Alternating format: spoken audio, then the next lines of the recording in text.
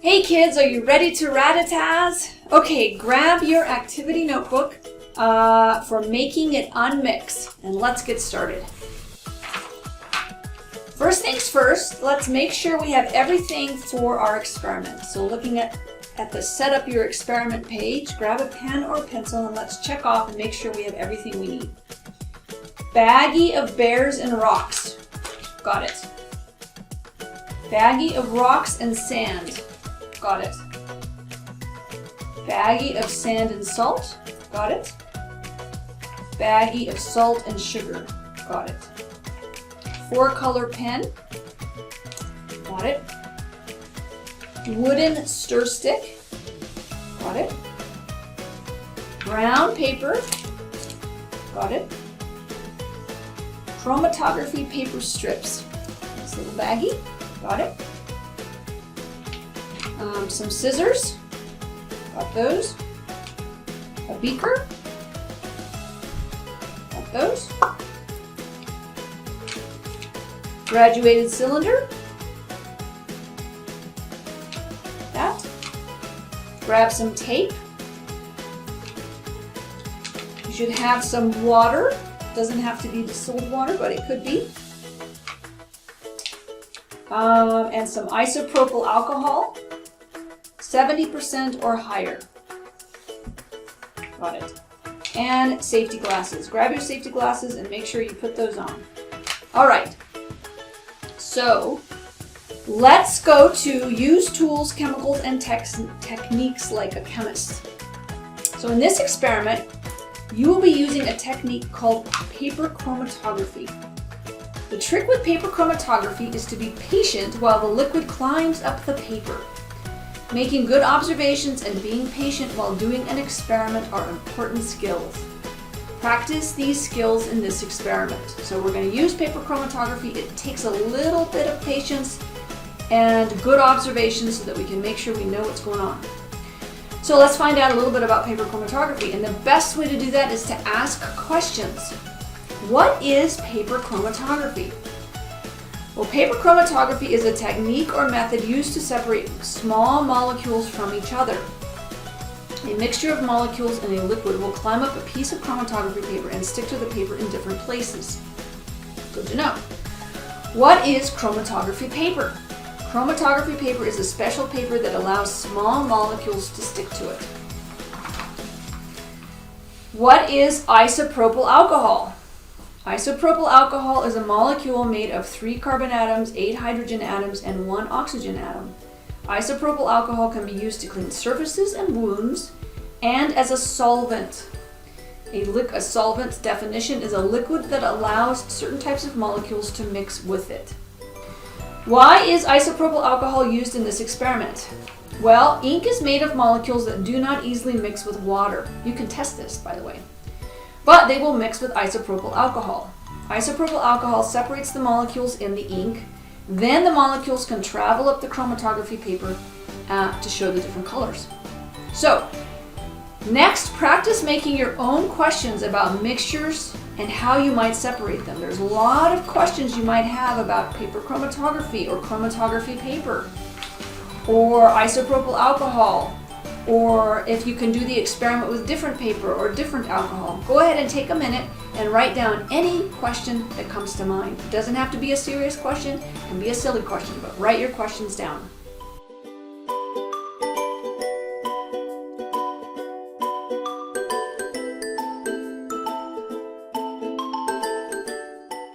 Now, let's go to the experiment. Test, tinker, try. So, the question is, do you think there are different ways to separate mixtures? So we're going to try this experiment to find out. So the first one says, test it. Open the bag of plastic bears and rocks and pour them onto the piece of brown paper to try to unmix them. So the first thing I'm going to do is move my notebook to the side, and I'm going to take my brown paper and I'm just going to open it up like so that I have a... This is really more for the moms here, so it doesn't quite get as messy. But take your plastic rocks and plastic bears and go ahead and open it up with your scissors.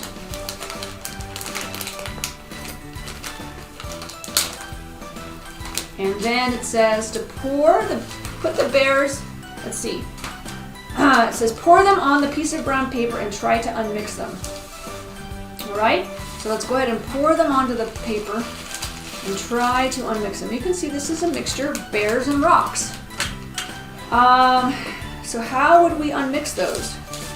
Could squish them all together like that, but they're still mixed. So the easiest and most straightforward way is just to pick up the bears and put them in a separate pile and separate the rocks. If you really wanted to get technical, you might want to try to separate the rocks into big or small. You can do whatever you want with the rocks. You can separate them into reds and browns if you wanted to. Play a minute, just play. Think of your own ways to separate this mixture. There's definitely a mixture of bears and rocks, but there does also seem, now that I'm looking at this, a mixture of different kinds of rocks. So separate out gray rocks from red rocks, white rocks. And go ahead and separate all of the little rocks and just put them in different piles. Whatever you want to do. You don't have to do this step, but it just seemed kind of fun to me to do in the moment. So we can separate out the rocks from the rocks and the bears from the rocks. So let's go ahead and ask the question, what did we do? Put the bears in one pile and the rocks in a separate pile? Yep, I did that. So I'm going to mark that as done. Used a vacuum cleaner to scoop up the rocks? No, I didn't do that. Didn't need to do that. Something else. What else did we do? Well, I wanted to go ahead and I separated some of the colored rocks and made my own piles. I made my own little separation thing. Okay, cool. So let's go ahead and put this experiment away. You can grab your bag, put the rocks back in the bag if you want to. Put the bears back in there. And the next one says to open the bag of rocks and sand and pour them on the piece of brown paper and try to unmix them. So we're going to do rocks and sand this time. And see, it's a different kind of mixture. And let's open up the rocks and sand bag.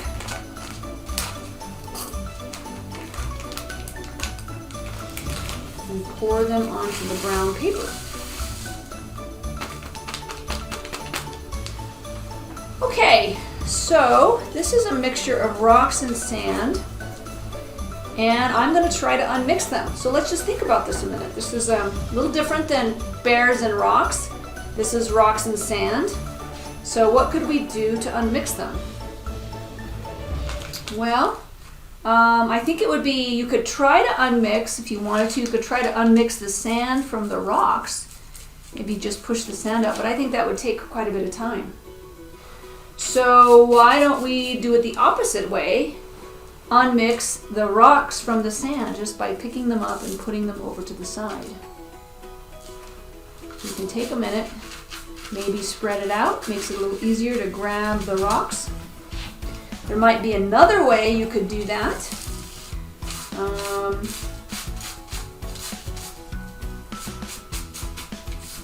could try something different. I think what I'm going to try to do is I'm going to pick up my paper because it seems kind of fun to try, and I'm gonna poke a little hole in the bottom and see if I can unmix them that way. What do you think? Maybe cut a little hole in the bottom here. You can do it any way you want. This might seem a little faster. Let's see if this works.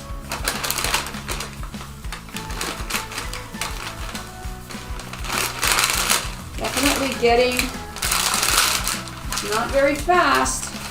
I'm gonna have to make my hole a little bit bigger, or maybe just put the rocks out of the way so the sand can go through.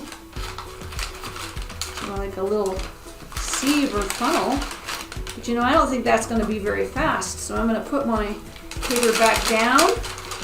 I think the fastest way would be to just pick the rocks up out of the sand. So maybe that's just the easiest way to do it. Can't get fancy with this one. Unless you can think of another way. Maybe, I can't think of anything. I don't have a vacuum. Maybe we could vacuum up put a little filter on the end of a vacuum and just vacuum up the sand. You can do that. Hand vacuum, but I don't have a vacuum here, so I'm just going to pick up rocks with my fingers. My little hole at the bottom didn't work very well. That's okay, I was just playing, I was just trying something. Just wanted to see if that would work, be a little faster, and I didn't want to have to get my hands all sandy. That's okay, I can handle that. You can see it's actually a lot more challenging to separate this mixture than it is to separate the bears, right? This takes a little bit more work, and you can see that it's not a perfect separation. I still have sand over there. Maybe if I move my rock pile around, all the sand will fall out. That's something I could do. It's more challenging to separate the rocks and the sand. I'm getting it close to separated, but I had to do a few more techniques to make that happen. And maybe you have a different technique. Go ahead and if you find some other way to do the rocks and the sand, take a video of it and send it to us or post it on Facebook or something. We'd love to see if you have another way to separate these. Okay, I got them separated, so let's see what it says here. What did you do? Did you use a bucket and a shovel? No, I did not have a bucket or a shovel. Picked the rocks out of sand? Yes, I did that. Something else? Yes, I tried. Tried to poke a hole, but it didn't work.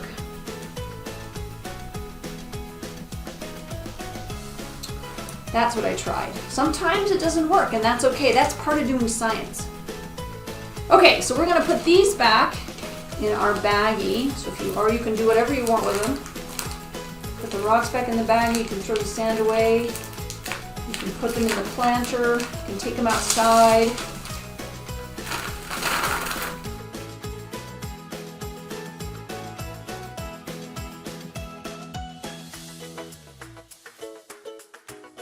On to the next one. The next mixture we're going to try to unmix. We're going to take the sand and the salt. So grab your sand and salt and open up the sand and salt. And you can pour them on the piece of brown paper and try to unmix them. So I'm going to pour them on the piece of brown paper. I'm going to move it over so it doesn't get into that little hole I made. I'm actually going to tape up my little hole because we don't need that hole anymore.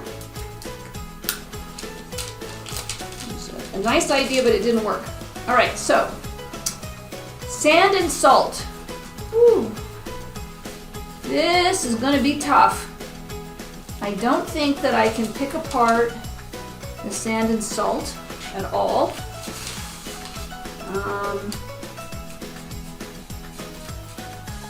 Sand and salt would be really tough to separate. Okay, so this is going to require a little different technique. Now, one of the things that I know that's different between sand and salt is that salt will dissolve in water, but sand won't. Okay, so different materials have different properties. A property of salt is that it will dissolve in water. So, the hint there says, what would you think would happen if you poured water on the salt and sand? Now, we could pour water directly on the paper, but it might make a mess. Eventually would be able to, I don't know that we could separate it that, just pouring the water on the sand, on the paper, but you could give it a try. But I'm going to go ahead and follow the hint there. So, what I'm going to do is use the piece of paper and just fold it up like that, and I'm going to pour it into my beaker. Okay? And I'm going to take advantage of the fact that salt and sand have different properties.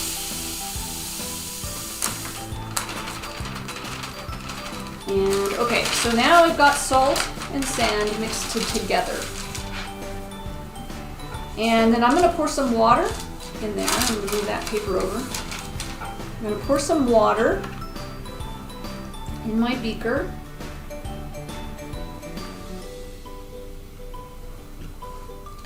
I'm actually going to use the wooden stir stick. We're going to use this again, so don't break the stick because we're going to need it for the paper chromatography. But I'm just going to use it to stir the salt and the sand together. and see if I can dissolve the salt enough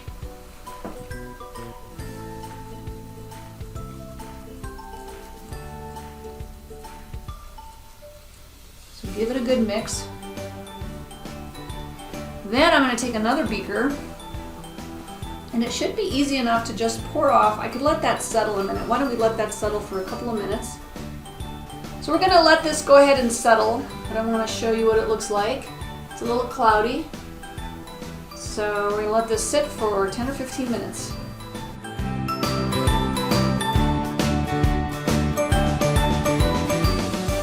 Okay, so now we've let this settle some. You can see that the water is a little bit clearer. I'm going to go ahead and pour the water gently off into another beaker, trying not to disrupt the sand below.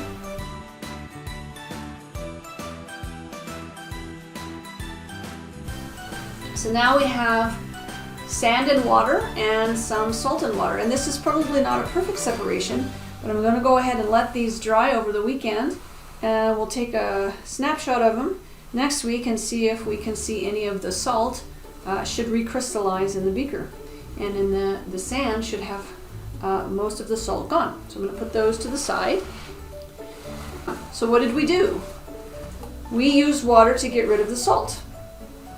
We were not able to put sand in a pile or salt in another pile. That was going to be impossible. So that's the technique we used.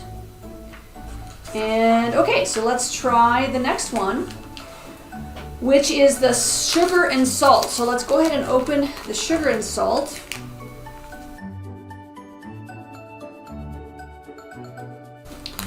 And let's grab our piece of brown paper and pour the sugar and salt on a piece of brown paper.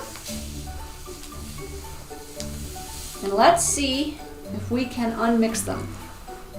So you can tell right away this is going to be pretty impossible, right? I cannot tell the difference between a sugar crystal and a salt crystal at all. It would take me a long time. What are some other ways we could separate sugar and salt? Well, let's think about that a minute. We could try the water technique we just used, but I know that both sugar and salt both dissolve in water. So if we make a mixture of water, we're not going to be able to separate the salt from the sugar. We might be able to make a mixture and see if we can crystallize out the sugar and salt. That would be an experiment to try. So pour some water into this mixture and maybe stick 2 little strings, let it sit for a week and see if you get 2 different types of crystals, and see if one is sugar and one is salt. We could also recruit some little sugar ants and we could put them to work. We can ask the sugar ants, put this pile of salt and sugar in with the sugar ants, and maybe the sugar ants would take the sugar away and leave the salt. That could be a way to separate the salt from the sugar. I know the sugar ants in my house would love to try that. What other ways could we use to separate salt and sugar? You know, sometimes we don't have any ideas about how to separate salt and sugar, and this would be a good time to go on the internet and maybe do a little research and see what other people have tried. Or ask around, or maybe go to the university or call a scientist and say, I have this mixture of salt and sugar, how would you separate them? So let's go ahead and look to see on our paper, what did you do? Poured water in the mixture? No, I decided not to do that. Picked out the sugar? No, I decided not to do that either. And the third answer is could not think of anything that would work. And for the moment, I thought of a few things that could work, but I didn't actually try anything. So couldn't think of anything I wanted to do in the moment, but maybe I revisit this another day and try the ants or try to co-crystallize or separate out by crystals salt and sugar.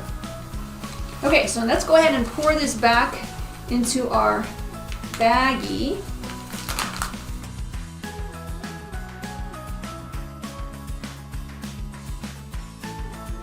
And let's get to the really fun part. I'm going to go ahead and put away my brown paper bag, or brown paper. Let's do the chromatography experiment. So this is one of my favorite experiments. So grab a clean beaker, take your 4-color pen and remove the top, and take out the ink tube. So go ahead and just unscrew the top and take out the ink tubes. This is going to ruin the pen. If you do this experiment and send us a video and you want a new pen, just write to us and we'll send you a new pen. So we're going to just take out the pen. You can see there's a little mechanism in there for holding the pens in. I'm just going to pull them out like so, just sort of yank on the pens and get them out of there.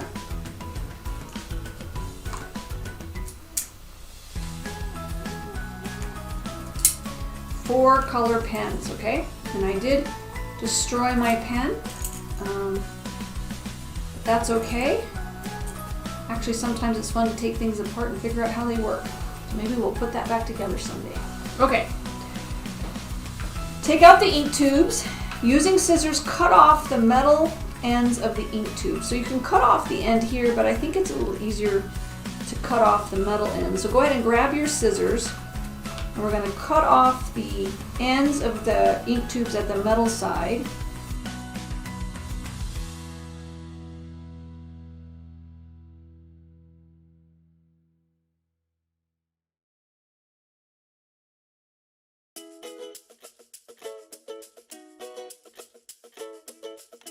Next step, using the graduated cylinder, measure 30 mils of isopropyl alcohol. So 30 is right there, and pour it into the clean beaker.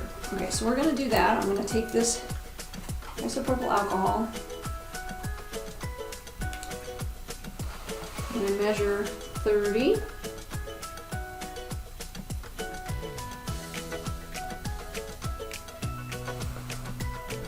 Pretty good. And pour it into my clean beaker.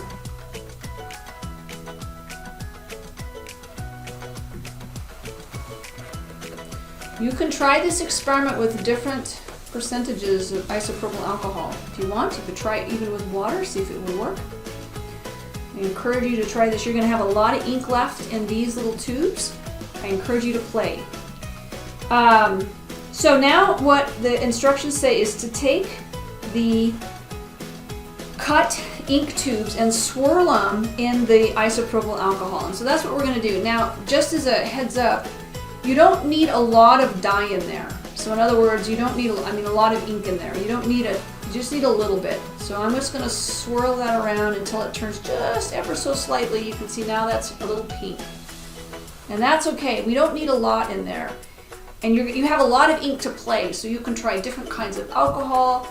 You could use water, you could try baking soda water, you can do whatever you want to do to see if you can repeat this experiment using different things. So save these little ink tubes because you can play some more with it. So this one I'm going to swirl around and see if I can get that color to release into the tube. It's a little bit different.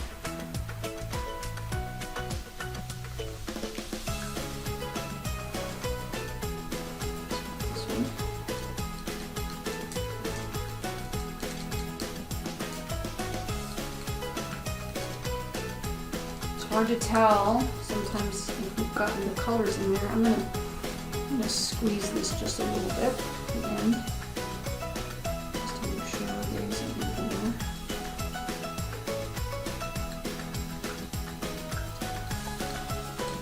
And that came out nicely.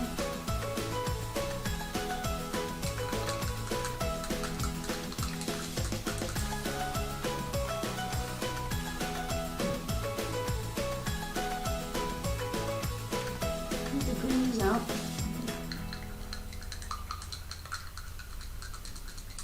Yeah, now it's turning a little bit purple. That's good. That makes me happy. Again, you don't need a lot in there. You don't need it to go really dark or anything. You just need enough. We're going to see if our chromatography experiment will separate out all these different colors. Okay. So now we have dipped the ends of those ink tubes into our isopropyl alcohol, You can see now it's kind of a purple color. Okay, so we definitely got some color in there. Take a strip of chromatography paper out of the bag. So grab your chromatography paper. Again, if you can keep your hands clean, it's better. I'm going to grab a little towelette. You can take a little bit of a break and go wash your hands. We don't want to contaminate our chromatography paper. So go ahead and wash your hands. If you have a towelette, or run to the restroom real quick and wash your hands. We'll wait for you. Now that our hands are cleaned, let's go ahead and take some chromatography paper out of this little baggie. You should have 2 strips. We only need 1. Try to grab a piece of chromatography paper. Okay, you've got your chromatography paper. And what you're going to do is you're going to place the wooden stick over the beaker, and you're going to tape one end of the chromatography paper to the strip in the middle of the stick. So you've got your chromatography paper, you have your wooden stick, place it in the middle, and then we're going to tape the end of the chromatography paper to the wooden stick like so. I'm going to fold it a little bit so it goes straight. Grab a little piece of tape.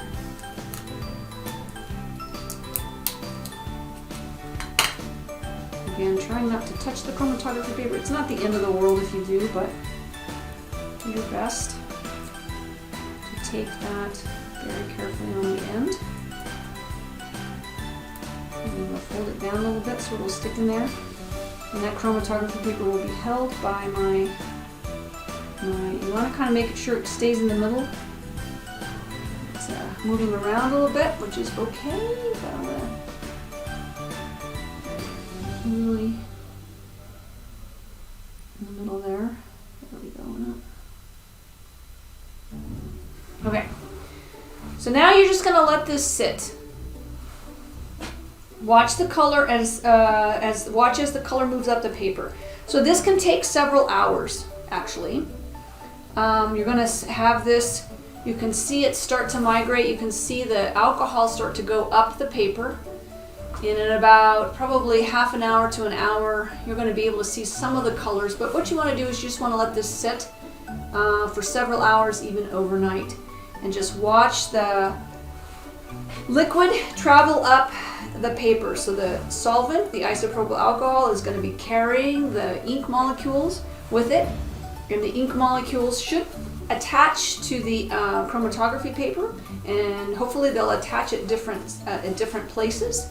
They should attach at different places, and we'll be able to see the separate colors of ink. So let's set that aside and be very patient as we watch the chromatography paper do its thing.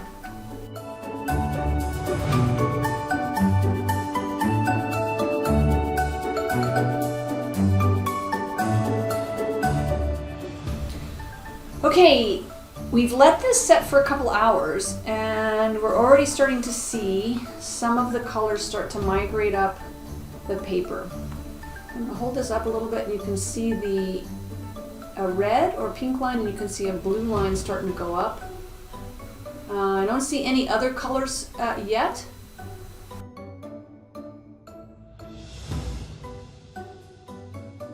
So let's go ahead and answer the questions. What happened? Nothing. No, not nothing. Bands of different colors appeared. We definitely got a couple of bands of different colors. Not as many bands as I thought we would get, but maybe we need to let it sit there a little while longer. A band of one color appeared. It looks to me like we have at least 2 colors of bands appearing, a blue and a red, or something else. So we got bands of different colors, at least 2 different colors appearing. So the next piece is to play like a scientist, and on your own. You can try this experiment with other chromatography paper or other types of paper like notebook paper or coffee filters or paper towels. Just play around and see if you can get this to work with different kinds of paper. You can also try different kinds of alcohol. You could try 30% alcohol, you could try water, you could try salt water, and just see what happens, right? Next, let's ask our own questions. One of the questions that I have that I'm going to ask, and then I'm going to do a separate experiment to answer, what would happen if I use black ink? And a follow-up question to that is black ink all black, just one color, or is it multiple colors? So we can go ahead and answer that question. You can think of some of the questions that you have. Write them down and then do an experiment or go on a field trip or do a Google search or call a scientist to help you answer your questions. But take your time to ask and answer your own questions. And play with the chromatography that we just learned. Play with how to separate mixtures. Any question that you have can be played, it can be rat-a-tazzed. And the last piece is to talk, tell, and dazzle. You can share on video, or you can write a report, or you could just call up a friend and say, hey, I got this cool result. So share anything that you discover with others. And if you do make a video, we would love to see it. So connect with us on Facebook, or you can just send us your video to our email address, and we'll get to take a look at it.